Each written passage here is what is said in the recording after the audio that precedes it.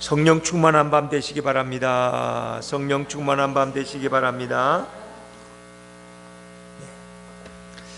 자, 오늘은 첫째가 되고자 하면, 이런 제목으로 우리가 말씀을 나누기를 원합니다. 꽤 오래되었지만은 많은 사람에게 읽혔던 아주 귀한 도서가 있습니다.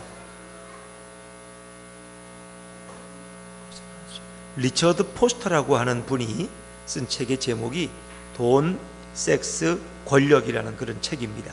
이 책에서 저자는 우리가 그리스도의 제자로서 반드시 싸워야 할, 극복해야 될 이 세 가지 유혹에 대해서 말씀합니다. 쇠는 돈입니다. 돈이란 얼마나 강력한 것이냐. 잘못하면 돈의 노예가 될 수 있습니다. 두 번째는 성입니다. 섹스에 사람들이 몰입되어 가고 성에 의해 사람들이 파괴되어 갑니다. 세 번째는 권력의 유혹입니다. 어찌 보면 이 세 가지는 과연 어느 것이 더 강하다고 말하기 참 어렵습니다. 근데 이 리처드 포스터는 이 세 가지 중에서 가장 강력한 유혹, 가장 강한 유혹은 바로 권력의 유혹이다, 이렇게 말하고 있습니다. 우리 생각에는 역시 돈이 사람들에게 제일 유혹적이 아닐까? 또 많은 사람들이 얼마나 성에 넘어지는가, 이성에 의해서 넘어지고 성적으로 타락해서 부끄러움을 받는데 그것이 강하지 않을까 생각하지만 사실은 권력의 유혹이 사람에게 가장 강하다고 하는 것입니다. 자, 왜 그럴까? 조금 동의하기 어려울 수도 있습니다. 그런데 여러분 어떻습니까? 정말 우리는 뭐니 해도 돈이 제일 유혹이 크지 않겠느냐. 돈 때문에 얼마나 사람들이 부정을 저지르고 뇌물을 받고 그래서 감옥에 가지 않느냐라고 말할 수 있어요. 또 성에 대한 유혹이 얼마나 크냐, 우리가 다 인정할 수 있을 것입니다. 그런데 왜 권력의 유혹이 가장 크다고 하는 것일까? 전 요즘에 이렇게 조금 이해가 되더라고요. 이제 내년이 총선이기 때문에 국회의원 선거가 있으니까 이렇게 해서 국회의원들이 새로운 인물로 좀 쇄신하고 인적 쇄신도 하고 뭐 이런 일들을 함께 추구한다고 합니다. 자, 그런데 여당이나 야당이나 보면은 내가 내년에 총선에 나가지 않겠다고 불출마를 선언하는 국회의원은 별로 많지 않습니다. 그게 왜 그럴까? 뭐 여당에서도 보면 우리가 아는 이철이, 금태섭 뭐 이런 몇 사람 외에는, 또 자유한국당은 뭐 더 없어요. 유민봉이라는 의원 외에는 내가 내년에 국회의원 자리 양보하겠다 이런 사람이 없어요. 왜 그럴까? 그것은 국회의원 자리가 그만큼 매력적인 자리예요. 그러니까 우리가 군대에서는 별을 달면은 달라지는 게 100가지가 100가지게. 그러니까 뭐 KTX를 타도 공짜, 비행기를 타면 무조건 최고 좋은 자리, 뭐 이런 거예요. 그러니까 완스타만 돼도 그런데 국회의원이 되면 그가 변하는, 대접받는 게 또 한 100여 가지가 된다는 거예요. 국회의원이면 뭐 비서관이 한 6명 정도 비서를 거느릴 수 있고, 운전기사가 딸려오고 자기 방이 있고, 또 이런 비행기나 기차 이런 걸 다 공짜로 탈 수 있는 이런 특권들이 따라온다는 거예요. 근데 그 권력의 맛을 한번 보면은 이것을 쉽게 놓기가 어렵다는 거예요. 놓기가. 이게 너무 섭섭하다는 거예요. 그래 미련이 남아있기 때문에 사람들은 국회의원을 한번 하고 나면은 또 2번 하고 싶고 3번 하고 싶고, 그래서 지금 제일 많이 하신 분이 뭐 박지원 의원인가 뭐 7번인가 8번까지 했다 그래서 얼마나 좋으면, 그 나이 들어도 주책 같지만 그분은 그걸 놓을 수가 없다. 왜? 그걸 놓는 순간 살 맛이 없으니까. 전 국회의원과 현 국회의원은 하늘과 땅 차이라는 거 아시죠, 여러분? 저는 요즘 이렇게 개척을 하면서 그걸 실감하고 있어요. 그래도 뭐 서울에서 작년이 한 800명 또 해서 학자들은 한 1000여 명 모이는 교회, 그래도 그 교회 재산으로 하면 한 300억이 넘을 텐데, 왜? 그 좋은 신길동의 대로변에 큰 1500평의 예배당과 또 550평의 또 교육관이 있고, 그 팔아도 그 얼마나, 그러니까 그 교회에 없는 게 없잖아요. 뭐 기사가 없어요, 관리집사가 없어요, 청소하는 분이 없어요. 제가 왜 화장실 청소를 하겠어요? 제가 왜 제 차에 기름을 넣으러 가겠어요? 그렇지 않습니까? 부목사님들이 뭐 5명씩 되기, 전도사님이 6명 되지, 그 뭐 장로님들이 또 뭐 많지, 그렇잖아요. 근데 이 개척을 하는 순간부터 그 모든 건 다 제 일이라는 거 아세요? 제일 먼저 한 일이 화장실 청소. 이제 이게 내가 하는 일이 맞는가? 그러니까 이게 사람이 오래 이렇게 길들여지다 보면은 그걸 벗어난다는 게 이렇게 어렵다는 거예요. 그러니까 이것도, 그러니까 중형교회 담임 목사, 당회장이라는 것도 권력이었구나. 그것도 권력이었구나. 교회가 그냥 묻지도 않고 제공해주는 그 많은 편의 시설들, 그 좋은 차, 그 좋은 사택, 그리고 모든 공과금, 이 얼마나 좋은 거예요. 여러분, 그런 유혹이 누구에게나 있는. 그래서 사람들은 권력의 자리에서 쉽게 벗어나기가 어렵겠구나 하는 생각이 듭니다. 근데 이 권력의 유혹은 가정에도 있다는 거 아세요? 가정. 신혼부부가 왜 자꾸 싸웁니까? 누가 가정에 주도권을 줄 것이냐. 그것 때문에 신혼부부가 많이 다투는 거예요. 이제 어느 정도 서열이 정해지면 그 다음에 불평은 있을지언정 싸움은 없는 것입니다. 쉽게 또 고부간의 갈등, 그렇죠? 시어머니와 며느리의 갈등은 누가 곳간 열쇠를 가질 것이냐, 이것도 또 하나의 권력이에요. 며느리가 힘이 있느냐, 시어머니가 실세냐, 이런 거죠. 그런가 하면 부모와 자식 간에도 마찬가지. 부모와 자식 간에도. 그래서 자식들이 좀 섭섭하게 하면 아버지가 굉장히 마음이 언짢아해요. 저놈들이 벌써 내가 나이 들었다고 나를 무시하네? 이게 왜? 아버지의 권력에서 뭔가 좀 소홀히 여김을 받는다고 생각할 때, 그래서 쉽게 자식들에게 재산을 넘겨주지 않으려 그래요. 내가 재산을 주고 싶은 내 마음대로 썼는데 자식에게 넘겨주는 순간 자식이 간섭하기 시작해요. 아니, 아버지 그걸 왜 낭비하세요? 그걸 왜 쓰세요? 그런 거예요. 이것도 하나의 권력이라는 거죠. 그러면 교회는 예외냐? 그렇지 않다는 것입니다. 교회도 마찬가지. 교회 안에도 보이지 않은 헤게모니 싸움, 권력의 싸움이 있다는 거죠. 그래서 우리가 장로님들 일생을 섬기다가 이제 은퇴하는 자리에 가보면 뭔가가 좀 그렇게 기쁘고 즐거운 분은 별로 없고 뭔가가 좀 약간 섭섭한 것처럼 느껴져. 그래서 이제 오는 분들이 많이 위로해줘. 이제 좀 무거운 짐 내려놓으시고 이제 좀 편히 쉬시라고 말이에요. 근데 그 장로님 은퇴식, 이제 그러고 나서 원로 장로를 이제 추대를 하는데 꼭 그것이 꼭 장례식 때 듣는 얘기 같아. 지금까지 너무 무거운 짐을 지고 고생 많이 하시니까 이제 좀 푹 쉬시라고 장로님. 푹 쉬면 그 죽는 거지. 그게 사람이 어떻게 그러면 됩니까? 은퇴를 하셔도 더 열심히 봉사하고 더 열심히 섬기시고 전도하시고 기도하시고 그러셔야지. 그렇거든. 그 담임 목사도 마찬가지. 목사가 은퇴하는 자리에 사람들은 와서 축하하는 경우도 있지만 오히려 위로하는 경우가 많아요. 왜? 그것도 거기에도 하나님의 일을 한다고 하지만 거기에도 뭔가 모르는 권력이라는 것이 존재한다 하는 것입니다. 우리 한국인들이 가진 병 중에 하나를 든다면 바로 서열병입니다. 사람들이 모이면 늘 이렇게 군인들이 사복을 입고 모이면 제일 답답한 게 누가 계급이 제일 높으냐는 거예요. 계급부터 따져. 육사 몇 기냐, 또 뭐 어느 동문을 따지면 어느 학교 너는 몇 년도에 졸업했느냐, 입학이 몇 년도냐, 이런 걸 먼저 따져서 서열이 정해지면 마음이 편안한 거죠. 초면에 사람들을 만나면 어떻게 해요? 나이부터 물어요. 나이가 어떻게 되시는지요. 그래서 나이가 더 많고 적구를 따져서 거기에 서열이 결정되는 거예요. 우리가 많이 듣던 이야기지만 처음 선교사들이 한국에 왔을 때 제일 어려운 게 어느 집에 들어가면 또 상석이 어딘지 하석이 어딘지 모른다는 거예요. 그 집 주인이 앉는 자리가 있거든요. 그리고 그 집에 이제 어린 아이들이 앉는 또 이 바깥 자리가 있는데 선교사가 그걸 잘 모르고 아무데나 앉았다가는 이 큰 망신을 당한다는 거죠. 그래서 한국에 올 때 선교사들은 이 신참 선교사들한테 교육을 시킵니다. 한국의 이 가정들은 다 서열이 있다. 그리고 안방에도 들어가면 거기도 자리가 1등석, 2등석, 3등석이 다 정해져 있다. 아무데나 앉으면 안 된다는 거예요. 그러니까 이제 선교사, 아니 그러면 거기 1등석, 2등석이라고 써붙여 놨느냐고, 기차처럼. 그건 아니다. 그러니까 어떻게 아느냐? 눈치로 알아요. 눈치로. 눈치로. 제가 어릴 때 보면은 친구 집에 가도 그렇고 저희 집에도 그렇고 1등석이라는 건 어떻게 겨울에 늘 추우니까 제일 불이 잘 들어오는 아랫목이 1등석이죠. 거기가 어른이 늘 부모님이 앉으시는. 그래서 거기는 보면 다른 데하고 이 바닥 색깔이 똑같아요, 달라요? 다르죠. 왜? 옛날에 군부를 대니까 뜨겁게 되면 그게 타가지고 시커매. 거기는 그냥, 거기는 어르신이 할아버지 할머니 앉는 자리야. 왜? 제일 따뜻한 자리. 이쪽 문 쪽에 있는 자리는 제일 냉골이고 추운 자리야. 아이들은 자도 거기 자야 돼. 그렇죠? 그래서 뭔가 이렇게 우리가 모르게 서열이 정해진다는 거죠. 사랑하는 여러분, 자, 오늘 성경에서도 제자들은 이 서열을 가지고 서로 다투고 있는 그런 모습을 볼 수가 있습니다. 사실 예수님은 이 갈릴리를 지나가시면서 장차 자신에게 일어날 일들을 예언하십니다. 이제 그런 것을 순환 예고다 이렇게 봐. 순환 예고. 그 순환이라는 건 예수님이 장차 십자가에서 고난당하고 죽을 것을 예고하셨는데 그것을 1차, 2차, 3차 이렇게 걸쳐서 예고하십니다. 이미 첫 번째 하셨어요. 그리고 이 두 번째 순환 예고예요. 두 번째 순환 예고. 자, 예수님이 오늘 뭐라고 말씀하고 계실까요? 자, 우리 31절 말씀 한번 읽어볼까요? 31절, 32절입니다. 시작. 이는 제자들을 가르치시며 또 인자가 사람들의 손에 넘겨져 죽임을 당하고 죽은 지 3일 만에 살아나리라는 것을 말씀하셨기 때문이더라. 그러나 제자들은 이 말씀을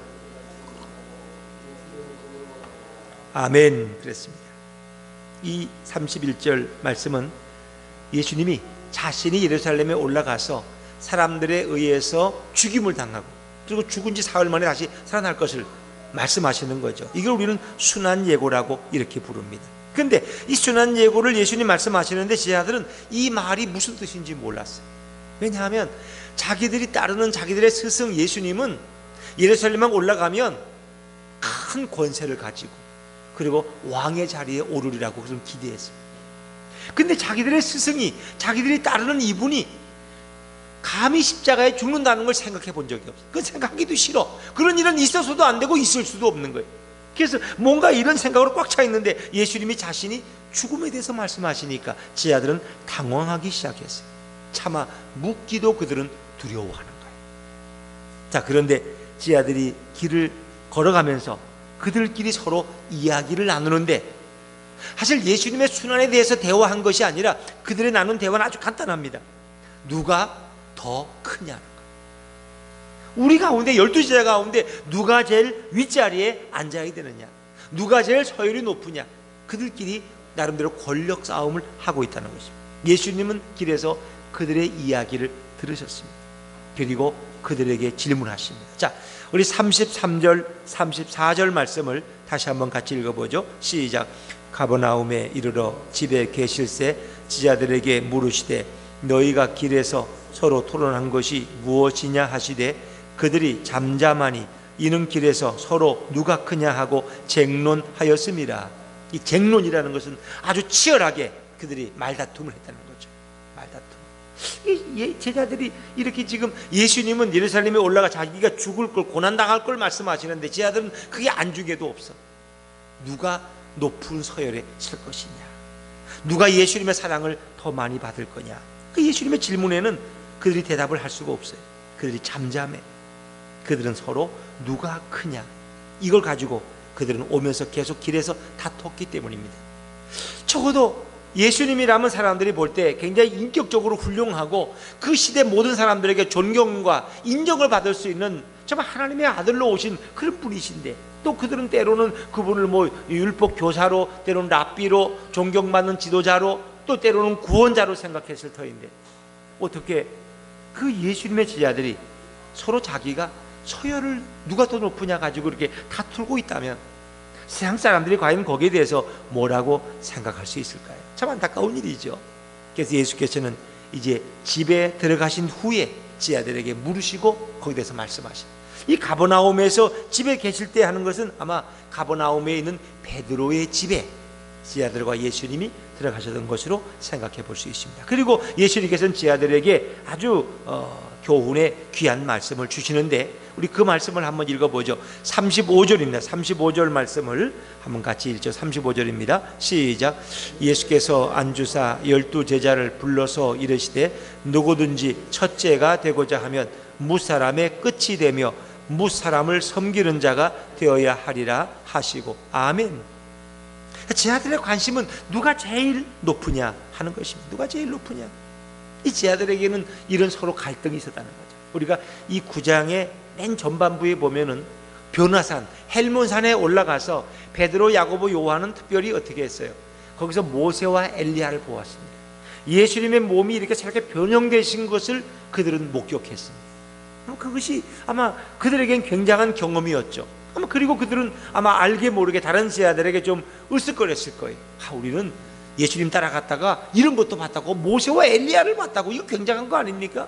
그러니까 다른 9명의 제자들은 뭔가 자기들이 밀리는 것 같아. 왜 예수님이 이 베드로, 야고보, 요한만 데리고 다니고 왜 우리는 안 데리고 다니냔 말이야. 뭔가 불만도 좀 있어. 그러면서 자기들이 서로 누가 높으냐에 대해서 그들은 서로 다투기 시작했다. 다투기 시작했다. 자, 예수님께서는 이제 그들에게 뭐라고 해요? 누구든지 첫째가 되고자 하면 무사람의 끝이 되고자 한다. 되어야 한다. 이 첫째와 끝을 예수님이 연결시켜. 누구든지 첫째가 되고자 하면 무사람의 끝이 되어야 된다. 첫째를 원하지만 너희가 진정 첫째가 되려면 모든 사람의 꼬발이 끝이 되어야 된다. 끝이 되어야 된다. 이 첫째가 되려고 하는 것은 모든 사람의 로망입니다. 이 제자들은 다 첫째가 되고 싶어 해요. 지금 제일 높은 자리에 포스트가 되고 싶어 하는 거예요. 그런데 예수님은 지금 말씀하시는 거예요. 첫째가 되고자 하면 무사람의 끝이 되어야 된다.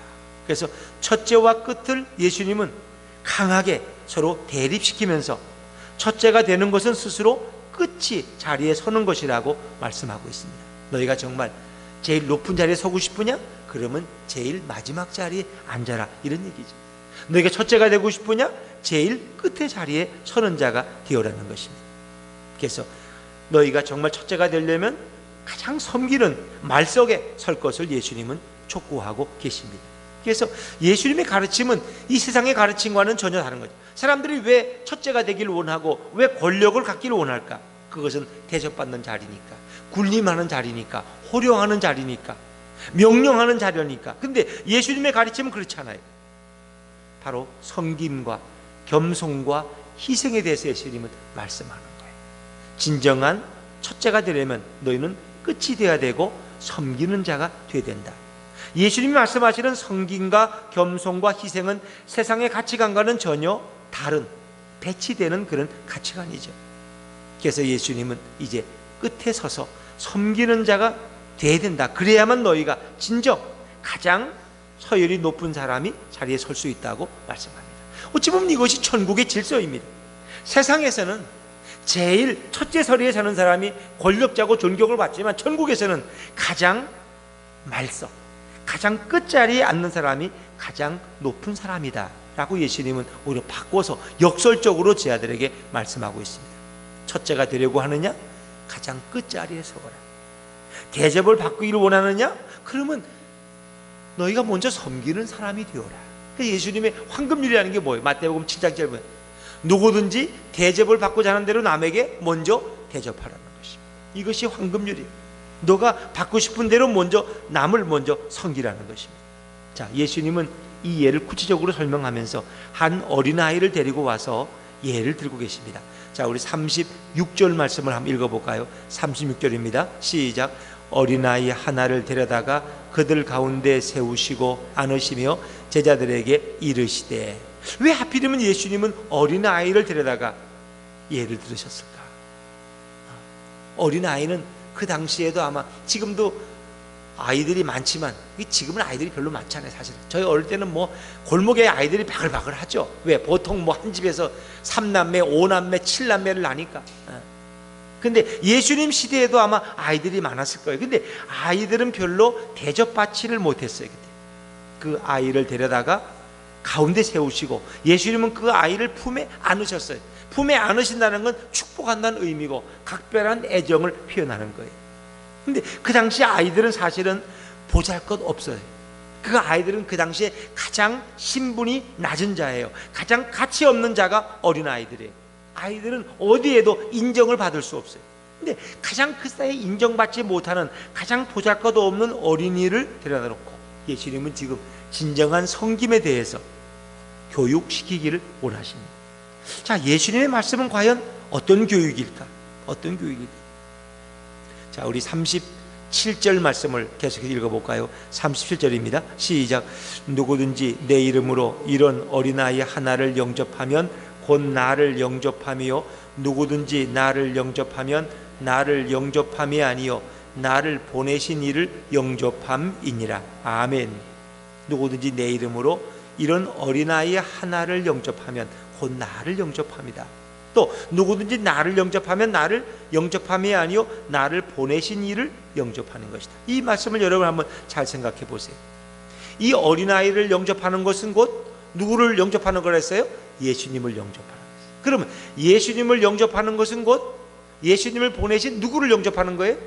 하나님을 영접하는 거예요. 그러면 그렇게 따지면은 결국 이 어린아이를 영접하면 곧 누구를 영접하는 거예요? 하나님을 영접하는 거예요. 예수님은 그 말씀을 하는 거예요. 이 보잘것 없는 어린아이 하나를 영접하면 곧 나를, 예수님을, 그러니까 예수님과 어린아이를 동일시한다. 동일시. 우리는 동일시라고. 똑같은 위치에서 말씀하시는 거예요. 그러니까 마태복음 25장에 보면은 예수님이 뭐라 했어요? 사람들을 양과 염소로 나누는데 어떤 사람들은 오른쪽에, 어떤 사람들은 왼쪽에. 내가 왜 오른쪽에 갑니까? 내가 왜 의인입니까? 너희들은 내가 어떻게 했어요? 내가 헐벗었을 때, 내가 감옥에 있을 때, 내가 굶주릴 때 너희는 나를 찾아왔고 내게 먹을 것을 주었고 내게 입을 옷을 주었다. 다시 말하면 예수님은 그 감옥에 있는 헐벗은 자, 가난한 거린들, 옷이 없는 자들, 굶주린 자들을 자신과 동일시한 거예요. 그러니까 그 가난한 자에게 한 것이고 나에게 한 것이다. 예수님 그렇게 말씀하시죠. 그러니까 예수님은 오늘 이 어린아이를 영접하는 것은 곧 나를 영접하는 것이고, 나를 영접하는 것은 곧 나를 보내신 나보다 높으신 하나님을 영접하는 것이다. 그러니까 이 어린아이, 보잘것없는 어린아이를 영접하는 것은 곧 누구를? 하늘에 계신 하나님을 영접하는 것이다. 이 얼마나 놀라운, 이건 굉장히 혁명적인 말씀이에요. 혁명적인 말씀. 그러니까 우리는 누구를 만나도 그 사람이 가치가 없고 보잘것 없더라도 바로 그 사람을 대접하는 것은 곧 예수님을 대접하는 것이 더 나아가서 하나님을 대접하는 것이다. 그래서 우리는 그럴 때 사람들을 무시하지 않습니다. 그가 돈이 없다고, 그가 배우지 못했다고, 그가 배경이 안 좋다고, 그가 인격이 부족하다고 함부로 그를 무시하지 않는다는 것입니다. 예수님은 오늘 그것을 말씀하고 있는 것입니다. 가장 낮은 자, 가장 천한 자를 영접하는 것이 곧 하나님을 영접하는 것과 동일하다고 말씀하고 있습니다. 사랑하는 여러분, 하나님 처음 우리를 창조하셨을 때 에덴 동산에서 우리 인간들은 어떻게 살았을까? 에덴 동산에서 인간들은 서로를 뭐 군림하고 뭐 명령하고 이런 게 아니었을 거예요. 그때는 서로가 섬김 살았어요. 서로 섬기면서.